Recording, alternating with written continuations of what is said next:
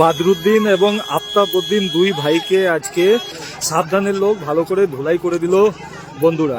এরা দুই ভাই নিজেকে সেটেলমেন্ট অফিসের মুন্সি বলে, কিন্তু এরা কোনো সরকারি রেজিস্টার্ড মুন্সি না, এরা দালালি করে এর জমি ওর নামে, ওর জমি ওর নামে রেকর্ড করে দেয় পয়সা নিয়ে।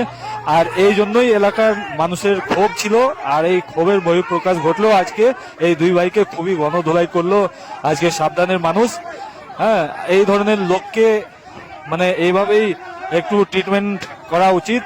আমাদেরও একটা জিনিস, একটা জমি এরা জাল আর কি কেবালা করে দিয়েছে একজনের নামে।